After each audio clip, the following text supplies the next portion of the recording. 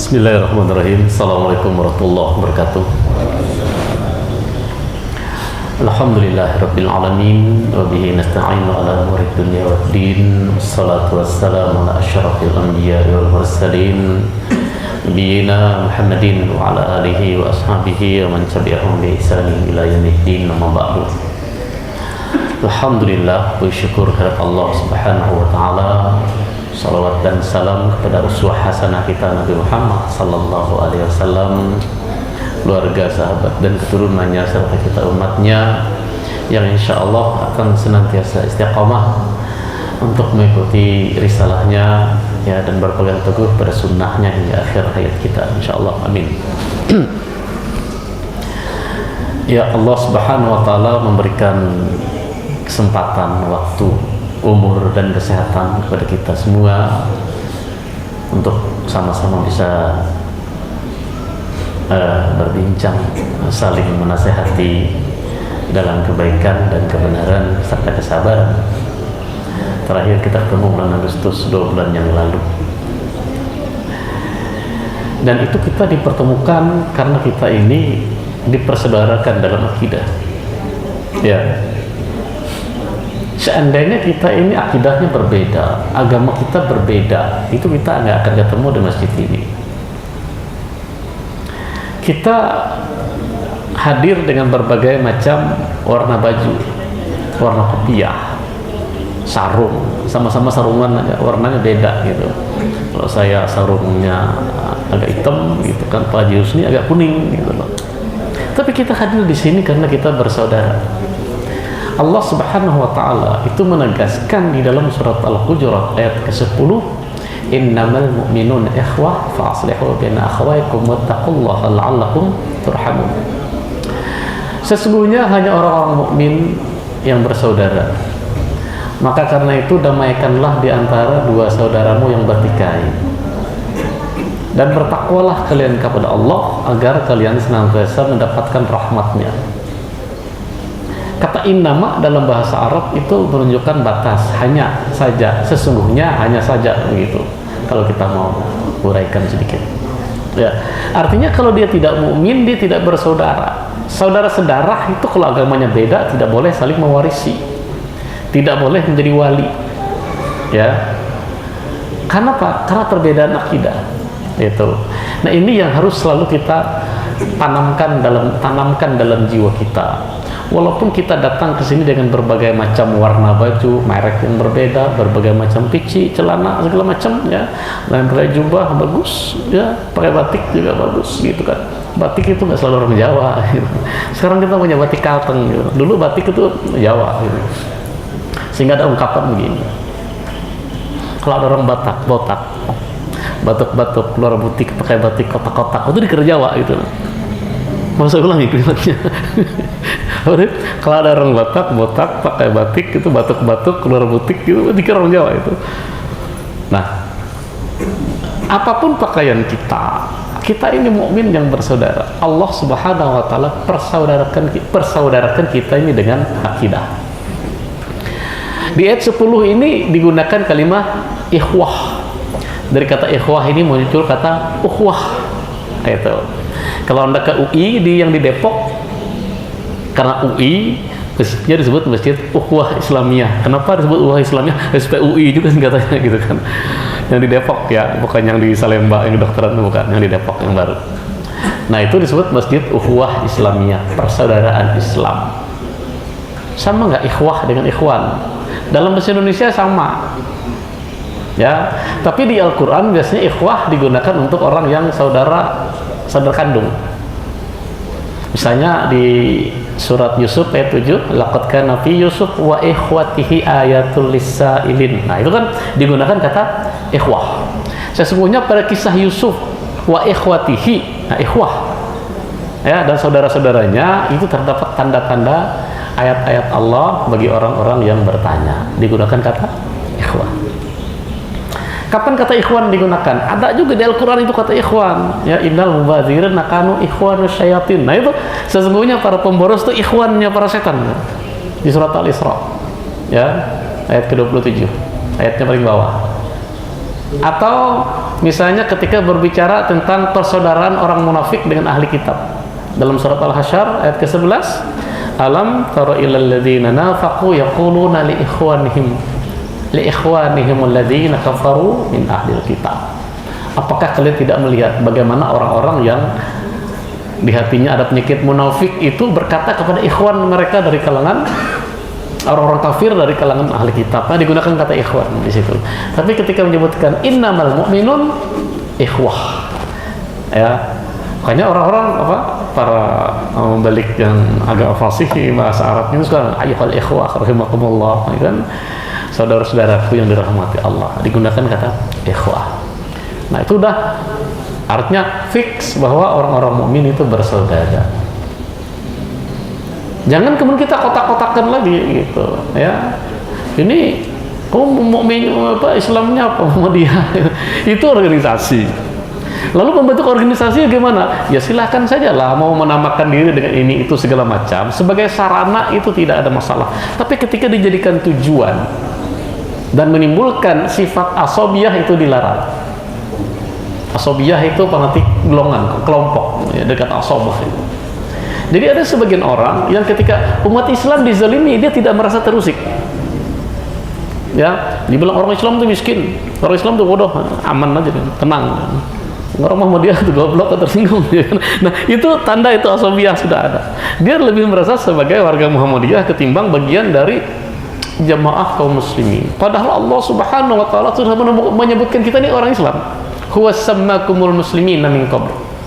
Ya, dalam surat Al-Hajj ayat 78 itu, dia Allah itu menamakan kalian itu kaum muslimin sejak awal, sejak Nabi Adam itu sampai sekarang kita disebutnya kaum muslimin.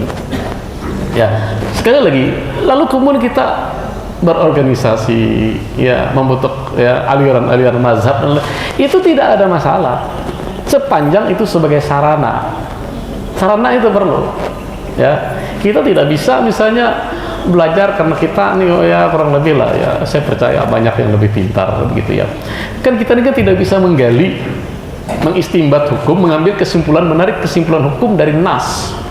Sehingga kita merujuknya kepada HPT, misalnya himpunan putusan tarjih. Karena tarjih itu disusun oleh para ulama ya, lintas ilmu, berbagai disiplin ilmu. Ya. Sehingga kesimpulannya itu kemudian kita nggak perlu repot-repot, kita tinggal baca kemudian pahami, praktekkan, selesai, gitu kan. Ya, jangan sampai mengatakan ya, tarjih juga kan belum tentu benar. Nah, ini salah kalimat seperti ini. Ya, kita tidak lebih pintar dari orang yang menyusun putusan-putusan seperti itu. Saya pernah mengikuti satu kali bagaimana orang, ya, para ulama maksud saya, ya, orang alim ulama itu kejadian di Bekasi tahun 2001, 21 tahun yang lalu ya. Tahun 2001 rasanya itu. Di Bekasi, di Masjid At-Taqwa Bekasi. Jadi ketika mereka memaparkan dalil dari berbagai disiplin ilmu itu, saya langsung batin itu apa mas? Batin mikir dalam hati berkata gitu ya, kira-kira ya, dalam hati berkata goblok banget sih ya, kalau ngumpul di tengah orang kayak gini saya tuh nggak pernah dengar apa yang mereka katakan dan saya tidak tahu apa yang mereka ucapkan. Posisi saya sebagai nulis, maaf ya, saya menulis semua itu. Jadi ketika ini berargumen dengan ini mendengar semua itu, saya bilang ternyata ini goblok banget gitu loh, nggak tahu apa-apa. Ketika berkumpul dengan orang-orang yang seperti itu, jadi perlu ngumpul para ulama, itu perlu. Di antaranya apa? Supaya ngerti bodohnya kita gitu loh. Kalau ngumpul sama anak SD itu paling pintar kita, paling pintar gitu. Ngumpul sama orang yang ya di bawah kita udah paling pintar aja dah tuh. Ya. Ngumpul sama yang setara itu perlu, ya, berdiskusi gitu. Jadi saling tukar pengalaman, tukar dalil segala macam, berdiskusi. Karena ketika kita berdiskusi itu, walaupun kesimpulannya untuk sepakat untuk beda pendapat, setidaknya kita tahu oh ternyata itu dalil yang digunakan sendiri beda dengan kita. Ya, sesekali kita ke bawah gitu biar agak pede dikit, ya, pede dikit. Ya, sesekali berdiskusi dengan yang selevel, sesekali berkumpullah dengan para ulama, sehingga kita ngerti betapa kita ini nggak ada apa-apanya. Karena itu dalam sebuah asar dikutip itu dari Umar bin Khattab, beliau mengatakan begini, Orang itu kalau pertama kali belajar, itu dia merasa serba tahu, udah merasa paling tahu gitu.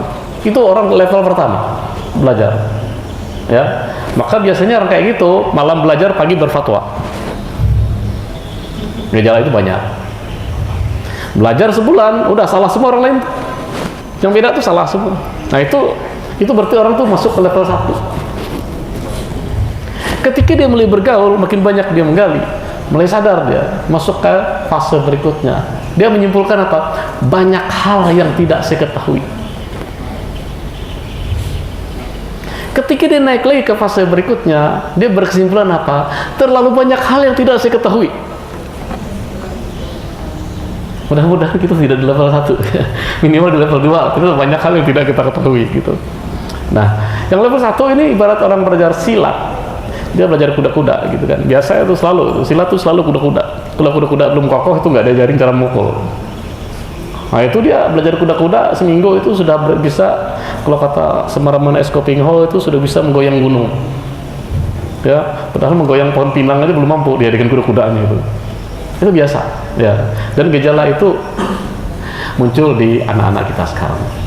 Nah kita kembali kepada kita nih ikhwah, bersaudara. Tidak melihat warna kulit, ya. Tidak melihat baju begitu. Sepanjang dia muslim, dia adalah saudara kita. Rasulullah Sallallahu Alaihi Wasallam ketika hijrah ke Madinah, yang pertama kali beliau lakukan adalah mempersaudarakan kaum Muhajirin dan Ansor. Ya, dipersaudarakan gitu. Sehingga orang Muhajirin itu tidak petantang-petenteng, rasa kamu pendatang jangan macam-macam gitu. Dan alhamdulillah kan kita kan rasakan itu. Kita di Kalimantan Tengah, di Buntok, kan, yang Manyan tidak merasa lebih hebat dari Banjar gitu kan. Orang Jawanya banyak, orang Palembangnya ada gitu kan. Macam-macam gitu kan. Nah itu semua kita bisa ngumpul gitu loh, ya kan. Yang orang Makassarnya ada gitu kan, Mustaqim bahasa Banjar sudah pinter gitu kan. Nah ini karena kita selalu bergaul di masjid, ya, tidak melihat suku, tapi karena kita bersaudara.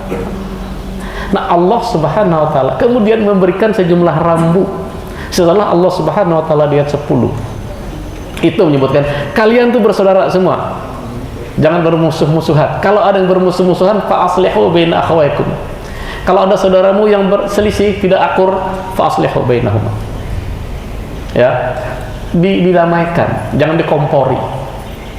Itu di ayat ke-9 maupun ayat ke-10.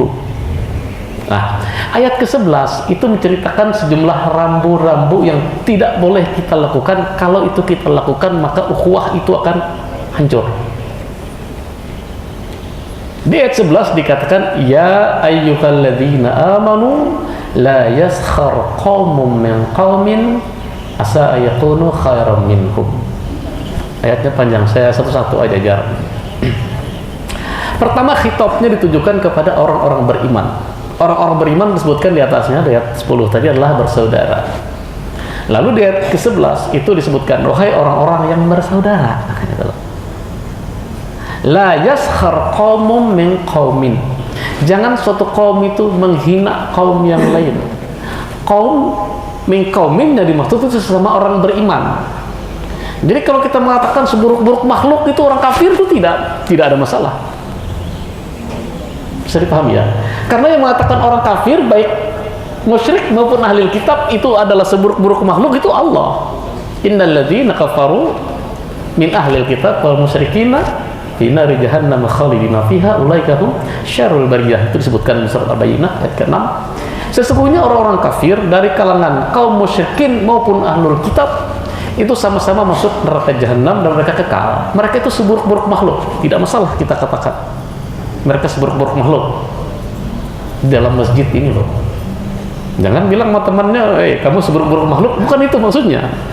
Ini di masjid ini ketika kita berkata orang kafir itu seburuk-buruk makhluk, yang dilarang la yaskhar qaumum min qaumin, itu kaum yang sama-sama mukmin. Ini juga menunjukkan bahwa memang orang-orang beriman itu nanti akan ada kelompok-kelompok itu sunatullah itu. Tapi jangan saling menghina. Jadi menghina itu memandang rendah. Orang kafir juga sama kelakuannya sebenarnya, dia memandang rendah orang-orang beriman. Ya. Itu Allah Subhanahu wa taala sebutkan di dalam surat Al-Baqarah ayat 212. Zuyyina lil ladzina kafarul hayatud dunya wa yaskharuna minal ladzina amanu. Dijadikan indah dalam pandangan orang-orang kafir kehidupan dunia, dan dijadikan indah dalam pandangan mereka itu top wa yaskharuna minal ladzina amanu, menghina orang-orang beriman. Sapi sama saja. Orang kafir itu memandang hina orang beriman. Kita kemudian kalau kita memandang hina orang kafir dengan mengatakan mereka itu ulaika hum syarrul bariyah, itu wajar saja. Hanya bedanya mereka memandang kita hina dengan persepsi mereka, kalau kita mengatakan mereka hina berdasarkan firman Allah Subhanahu wa taala. Nah, itu bedanya. Jadi orang kafir itu memandang hina orang-orang beriman. Dan juga orang-orang munafik. Ya. Di ayat 79 surat At-Taubah paling bawah ayatnya itu. Ketika itu bercerita tentang sedekah. Nah, jadi itu orang-orang munafik ya menghina orang-orang beriman yang bersedekah apa adanya. Ya, fayaskharuna minhum itu. Mereka menghina itu. Bilang enggak ada apa-apanya. Sedekah seperti itu. Jadi yang biasa melakukan sukhriyah, penghinaan kepada orang beriman itu hanya dua kelompok. Satu orang kafir, dua orang munafik. Sesama mukmin la yaskhar qaumun min qaumi. Jangan suatu kaum itu menghina kaum yang lain. Kenapa? Asa ayyakuna khairan minhum. Bisa jadi orang yang kita hina itu sebenarnya di hadapan Allah itu lebih mulia daripada kita. Wala nisa'um min nisa'in asa ayyakunna khairan minhunna. Juga sama perempuan beriman, karena khitabnya diawali dengan kalimat ya ayyuhalladzina amanu. Maka cerita pada ayat ini dikhususkan pada orang-orang beriman saja. Wanita-wanita beriman juga tidak boleh menghina wanita beriman lainnya, karena bisa jadi yang dihina itu lebih baik di hadapan Allah. Entah sekarang entah nanti, begitu loh, pada saat dihisab amal. Ya, jadi nggak boleh. Itu. Kita fenomena di kita ini banyak jamaah. Ya kan? Jamaah, baik jamaah maupun organisasi. Ada yang bentuknya organisasi kayak Muhammadiyah, itu organisasi. Kenapa disebut organisasi? Dia ada ADRT-nya ada. NU itu ada ADRT-nya, ada pengurusnya dari pusat sampai ke daerah, itu organisasi berarti. Ada yang jamaah saja. Kayak jamaah tabligh itu kan. Khurut 40 hari, 3 hari segala macam. Itu jamaah, tapi mereka bukan tanzim, bukan organisasi. Lalu ada jamaah-jamaah yang lain ya, yang tidak terstruktur, memiliki ADRT, tidak ada struktur organisasinya. Itu jamaah-jamaah yang seperti itu. Yang lain mengatakan itu adalah apa istilahnya, ya kelompok begitu. Tapi itu adalah bagian dari kaum muslimin. Dan kalau kita kaji satu persatu kelompok-kelompok yang ada itu, maka kita dapatkan kesimpulan bahwa terbentuknya kelompok-kelompok dengan tujuan dan amaliyah-amaliyahnya ini, dia mengerjakan apa yang tidak dikerjakan oleh kelompok yang lain. Sepakat? Coba lihat. Ada partai yang ya Islam, PKS misalnya, dia melakukan apa yang tidak dikerjakan oleh Muhammadiyah. Muhammadiyah tidak melakukan apa yang dilakukan oleh orang-orang jamaah tabligh, ya kan? Bila jamaah tabligh keluar, gitu kan, dari masjid ke masjid, ya, mereka mengerjakan apa yang tidak kita kerjakan, bahkan tidak bisa kita kerjakan. Beda itu, tidak kita kerjakan dengan tidak bisa kita kerjakan, berbeda. Kalau mereka sudah plek di suatu masjid itu, habis tuh disamperin semua, ya. Diketok semua satu persatu tuh rumah orang depan masjid. Kadang-kadang ngetoknya rumah pendeta juga nggak tahu, diketok ya, Bu. Assalamualaikum, gitu kan, lihat apa, Pak, ayo nanti ke masjid sholat, nanti ada pengajian. Itu sampai sepekan di situ tuh khusus ngetok rumah orang aja. Kita nggak berani. Jangankan ngetok atasan ngetok rumah bawahan, ngajak sholat aja nggak berani. Banyak Pak Jaya tuh. Belum pernah kan ngetok bawahan sholat gitu ke masjid, nggak berani. Mereka nggak peduli.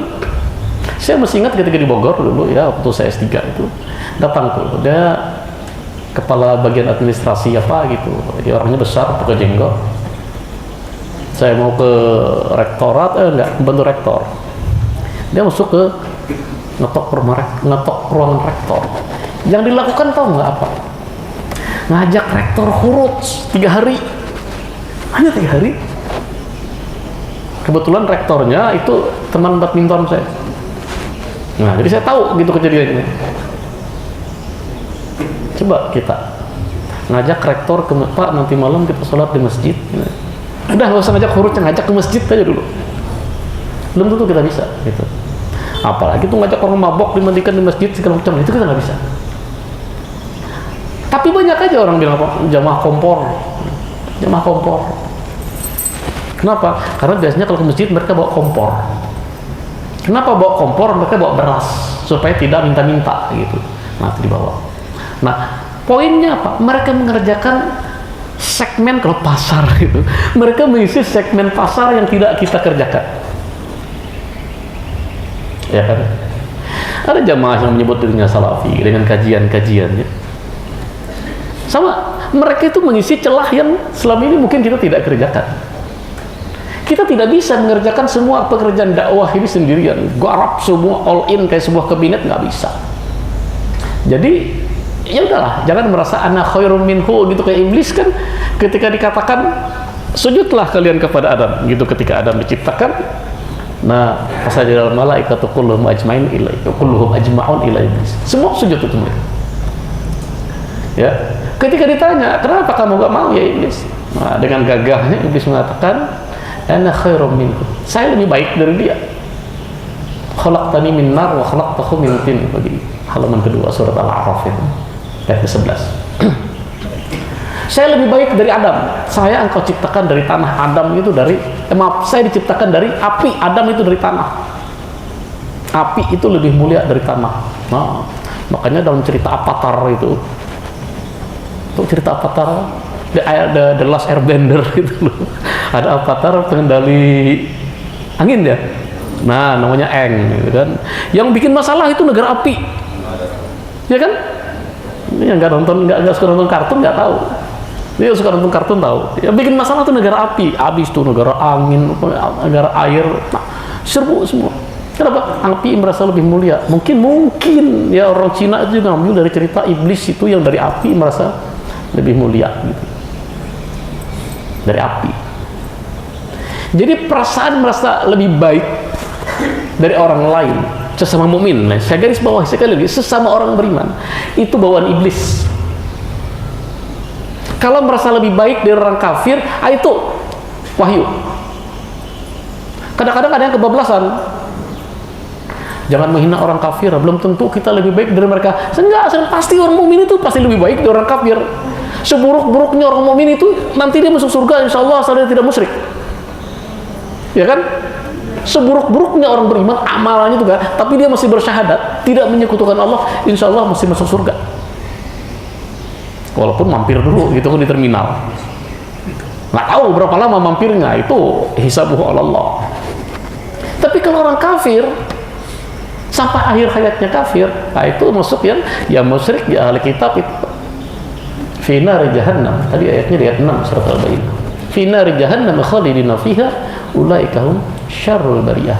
Kita lihat ayat berikutnya, orang beriman dan beramal saleh itu adalah khairul bariyah, sebaik-baik makhluk, dan mereka masuk surga gitu. Nah itu. Jadi sekali lagi jangan la yaskhar qaumun min qaumin asa ayyakunu khairam minhum. Itu di ayat 11 surat Al-Hujurat, surat ke-4/9. Ayatnya paling bawah. Kemudian masih kelanjutan ayat yang sama, kita bahas ayat ini aja hari ini. Wala nisa'un min nisa'in asa ayakunna khairan minhun. Sama, perempuan juga seperti itu. Jangan hanya merasa karena pakai cadar saja sudah merasa bahwa ini lebih dari ahli surga dari orang yang belum pakai cadar, itu jangan. Belum tentu. Dia nyunah, ya. Tapi apakah dia lebih baik dari orang lain yang belum pakai cadar? Belum tentu. Ya. Kemudian apa? Wala talmizu anfusakum. Wala talmizu anfusakum. Jangan mencela dirimu sendiri. Kalimatnya wala talmizu anfusakum wala tanabazu bil alqab. Dan jangan menggelari orang itu dengan sebutan-sebutan yang buruk. Menarik kajian ayat ini ya dalam pembahasan para ulama ahli tafsir, Salah satunya dikatakan tafsir Ibnu Katsir itu, kenapa dikatakan orang mencela orang mukmin itu kok mencela diri sendiri? Kemudian dikutiplah hadis Rasulullah sallallahu alaihi wasallam yang menyebutkan bahwa orang mukmin itu kan seperti satu tubuh. Mencela orang mukmin itu mencela bagian dari tubuh kita sendiri. Sama seperti kita mengatakan, kayaknya saya ini kurang gagah, saya ini hidung saya kurang mancung, rambut saya kurang apa, begitu. Wala talmizu anfusakum. Itu satu penafsiran menggunakan hadis Rasulullah sallallahu alaihi wasallam yang menyebutkan bahwa mukmin satu dengan mukmin lain itu bersaudara ibarat satu tubuh. Kemudian Buya Hamka dalam tafsir Al-Azhar itu mengatakan begitu. Kenapa dikatakan mencela diri sendiri? Mencela orang mukmin lain itu sama dengan mencela diri sendiri. Karena itu artinya kita membuka peluang orang membalas mencela kita. Ya. Kan misalkan kita mengatakan ya, kalau orang kumpai itu kan memakainya pakai gitu kan. Monyet kan. Pakai benar bau mereka juga pakai gitu kan. Tidak mau kalah dia. Dia balas. Ika aja pakai apa om pakai nah sampai ke sana tuh.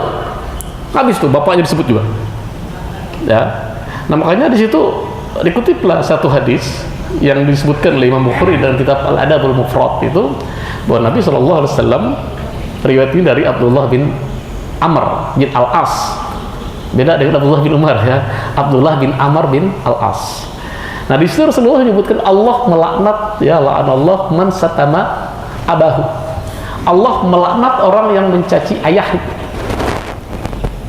Lalu sahabat bertanya, ya Rasulullah, kok bisa ada orang yang mencaci bapaknya?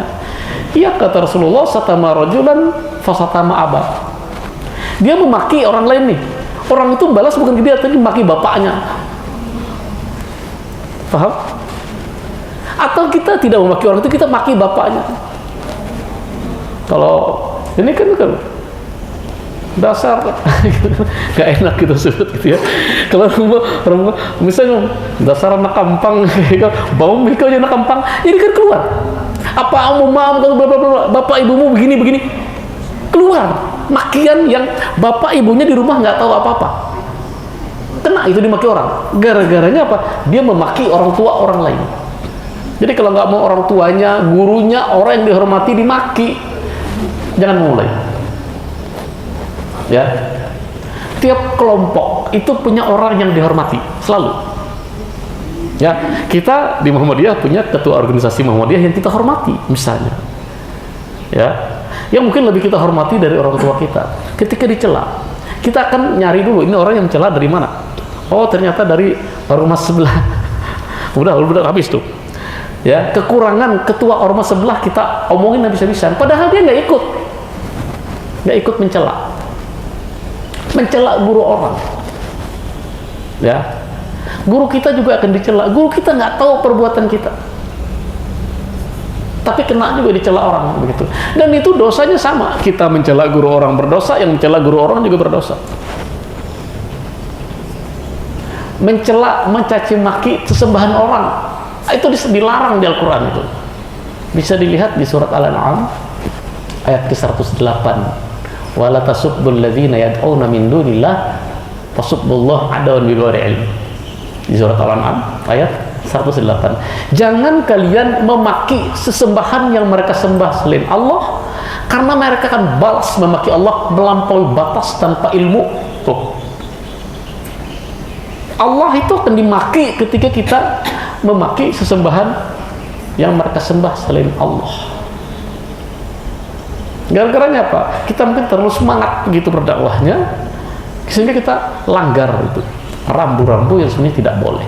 Terlebih lagi ketika kita memaki orang beriman. Wala talmizu anfusakum. Yang berikutnya apa? Wala tanabazu bil alqab. Jangan kalian itu memanggil orang dengan gelar-gelar buruk.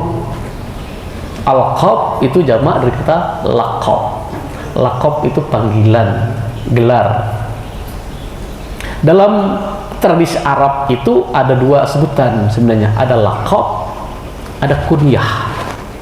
Kunyah itu yang dihubungkan dengan keturunan, baik ke atas maupun ke bawah. Ya. seperti Ibnu Taimiyah. Siapa nama aslinya? Gak banyak tahu kan? Gak banyak tahu kan? Ibnu Taimiyah terkenal, dia lebih dikenal dengan kunyah Ibnu Taimiyah. Nah gitu kan, nama aslinya Taqiyuddin gitu loh. Ibnu Katsir siapa nama aslinya? Ibnu Katsir itu anak kasir artinya, ya anak laki-laki kasir. Ibnu Umar itu namanya apa? Kunyah. Ibnu Umar, Ibnu Abbas, Ibnu Mas'ud, itu namanya Abdullah semua. Ya, Ibnu Umar itu Abdullah bin Umar, Ibnu Mas'ud Abdullah bin Mas'ud, Ibnu Abbas itu Abdullah bin Abbas. Jadi orang Arab lebih suka menyebut itu ke arah bapaknya atau ke kakeknya. Seperti Asy-Syafi'i itu sana datuknya itu Syafi'i itu nama aslinya adalah Muhammad bin Idris. Ke atas, nah itu Asy-Syafi'i itu masih kunyah. Lalu ada laqab. Nah Abu Jahal lah itu laqab itu. Ya, sebutan ya untuk seorang ya dulu namanya Amr bin Hisham. Dia dulu sebelum diutus ya, sebelum Nabi Muhammad SAW diutus dipanggil dengan Abul Hakam. Abul Hakam ketua Darun Nadwahnya kaum Quraisy seusia dengan Nabi SAW. Ya, dia dari Bani Makhzum. Nabi Muhammad SAW dari Bani Hashim. Nah, Abu Jahal ini dulu sebelumnya dipanggil Abul Hakam, begitu. Kenapa? Karena dia orang pintar. Ya, orang pintar, begitu. Ketika didakwahi dan dia tahu bahwa yang dibawa oleh Nabi Muhammad SAW itu benar, tapi dia tidak mau terima. Kali ditanya kenapa? Kamu tahu itu kan benar? Iya, saya tahu itu benar. Terus kenapa kamu nggak mau terima? Coba katanya. Dalam Syirah Nabawiyah bisa dilihat ini dialognya. Bani Makhzum dan Bani Hashim itu dari dulu selalu bersaing. Kalau ada serangan musuh, Bani Hashim membela Makkah, Bani Makhzum juga membela Makkah. Kalau ada jamaah haji, Bani Hashim memberi minum, makan kepada orang-orang jamaah haji, Bani Makhzum juga begitu. Tapi sekarang dari Bani Hashim muncul seorang nabi dan tidak mungkin lagi ada nabi setelah itu. Tahu dia nggak ada nabi setelah Muhammad SAW. Dan Bani Makhzum tidak ada. Saya tidak mau beriman. Berarti kalah kami. Nah sejak saat itulah kata Rasulullah SAW panggil di Abu Jahal, bukan Abu Janda. Ya, Abu Jahal. Kenapa? Tahu dia yang benar, tapi ditolak gitu loh, dengan alasan-alasan yang menurut hawa nafsunya. Jadi orang-orang yang menolak kebenaran itu boleh kita panggil Abu Jahal. Ya, Abu Jahal itu. Atau orang yang sok pintar itu tapi berfatwa, atau Abu Jahal juga itu. Jahal itu artinya jahlun itu bodoh gitu. Kalau hakam itu kan bapak bijak, artinya Abul Hakam itu orang bijak begitu. Nah kalau Abu Jahal itu ya kira-kira orang dungu begitu Abu Jahal itu. Jadi bukan karena dia Abu Jahal, bukan karena dia kecerdasannya di bawah rata-rata, bukan. Tapi ketika dia menolak kebenaran itulah dengan alasan-alasan yang dia kemukakan, dia dikasih lakop. Lakop Abu Jahal, bapaknya kebodohan, itu namanya lakop. Kalau kunyah tadi hubungannya dengan anak. Saya punya anak, nama anak saya yang pertama Rashid. Sebagian teman-teman saya itu memanggil saya dengan sebutan ya Aba Rashid. Kaifahal, bapaknya Rashid apa kabar? Ini dan di orang Bengkulu juga begitu. Ya kan biasanya kalau nggak tahu ini anaknya namanya siapa, Ali, oh Abah Ali, Banjar juga Abah Ali, Mama Ali, itu kunyah namanya. Ya hanya kita belum terbiasa yang ke atas manggil dengan nama ayah, itu nggak biasa. Kalau guru saya biasa saja manggil saya tuh ya Ibnu Kubra, itu biasa aja. Jadi ke bapak dia manggil gitu. Itu nilainya beda. Ya gimana bedanya? Tapi kalau di kita biasa manggil ke anak, ya kan? Kita punya anak namanya Rashid, Abah Rashid, oh apa Rashid, oh Umar Rashid, anak Ali, oh Abah Ali, oh apa Ali, nah, itu biasa. Tapi kalau bapaknya namanya Ali, oh anak Ali, itu jadi masalah. Di kita jadi masalah gitu loh. Bisa berkelahi gara-gara menyambat nyerang abah orang, itu biasa. Ya, itu karena perbedaan kultur, perbedaan budaya, jangan dipaksakan. Karena mentang-mentang ngajinya, sekolahnya ke Makkah, Madinah sana ada tahu nih, oh nih anaknya Pak Ali, karena dia padahal lebih muda, oh ya anak Ali ya, padahal umur seorang lebih anum. Nah itu cari masalah itu, karena dalam tradisi kita itu dianggap kurang ajar, ya kurang ajar. Nah jadi ada faktor-faktor budaya yang tidak bisa kita copy paste begitu saja. Kayak orang Arab itu kan kalau lagi marah mau ngamuk gitu kan kita elus janggutnya langsung diam. Jangan dipraktikkan di kita gitu. Jangan coba-coba. Orang lagi sarik, nah kusut ditempelengnya gitu berdaya aja tuh. Kita mempan. Nah, ya tidak bisa kita. Itu untuk kultur, ya bukan agama, itu budaya itu. Nah, jadi laqab wala talmizu anfusakum wala tanabazu bil alqab. Jangan memanggil dengan panggilan-panggilan buruk. Di dalam kitab Lubabun Nuqul fi Asbabin Nuzul yang ditulis oleh Imam Asy'uti, itu beliau menjelaskan. Jadi penggalan wala tanabazu bil alqab ini bermula ketika Nabi sallallahu alaihi wasallam itu memanggil salah seorang di penduduk Madinah dari Bani Salamah. Dipanggil dengan panggilan itu. Nabi nggak tahu nama aslinya apa. Dipanggillah dengan yang biasa dipanggil. Tidak disebutkan panggilannya apa. Lalu datang seorang ngasih tahu, ya Rasulullah, sebenarnya dia nggak suka dengan panggilan itu. Nah, maka kemudian ayat ini turun. Wala tanabazu bil alqab. Jangan memanggil dengan gelar-gelar buruk. Di kita kan kadang-kadang gelar itu ada. Utuh. Jarang orang namanya utuh asli itu. Nah, kalau Bakumba itu atak. Nah, atak itu umum. Karena kulitnya hitam, jadi atak nerara ya. Kagak. Kalau atak warna kulitnya hitam, atak apa? Atak maren. Iya kan? Atak maren. Nah, itu nggak boleh sebenarnya. Gitu. Ya, atak itu laki-laki. Ya, kalau kita lihat genealoginya, ya atak itu bahasa Bakumpai. Dari kata apa tahu sendiri lah. Utuh itu bahasa Banjar, dari kata apa kita udah tahu gitu loh kan. Asal usul kata itu loh, atak dengan utuh itu sama artinya. Ya, ketika si utuh ini agak gelap, orang Banjar apa? Utuh hirang. Atak ngerem. Nah yang seperti itu sebenarnya nggak boleh. Kemudian apa? Ini lebih parah lagi itu. Lihat temannya hitam, nggak tahu nanya, tuh si Blacky, masya Allah, Blacky itu kan kawan asuh, biasanya kan anjing itu dipanggil Blacky, karena kulitnya gelap. Nah ini nggak boleh, ya, jangan memanggil orang yang sebenarnya dia nggak suka, gitu. Panggillah orang itu dengan panggilan yang baik, seperti misalnya kita manggil istri lah, terutama Nabi kan ngasih contoh, memanggil Bunda Aisyah radhiyallahu anha dengan sebutan Khumairah, wahai yang kemerah-merahan atau merah muda Khumairah itu.